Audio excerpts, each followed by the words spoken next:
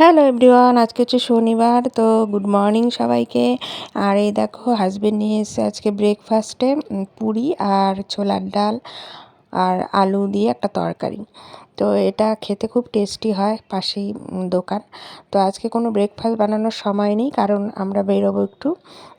কোথায় যাচ্ছি? যাব হচ্ছে একটু বেলুড় মঠে। অনেক দিন থেকেই যাওয়া হয় না, তো ভাবলাম আজকে শনিবার রয়েছে, চলো ঘুরে আসি। তো এই যে সবাই মিলে এখন ব্রেকফাস্ট করে বেরিয়ে পড়েছি। আর ঢুকতে ঢুকতে মোটামুটি 11টাই বেজে গেছে। ওখানে তো প্রসাদ দেয় 11:15টার দিকে। তো ঢুকে আগে মন্দিরে ঢুকলাম, তারপরে ঠাকুর দর্শন করে এখন তো টিকিট কাটতে হবে প্রসাদ খাওয়ার জন্য। আর চারিদিকটা একটু ঘুরে ঘুরে দেখছি। আর এদিকে আজকে ওয়েদারটাও বেশ ভালো ছিল, রোদটাও আরাম আরাম লাগছিল গায়ে লাগলে।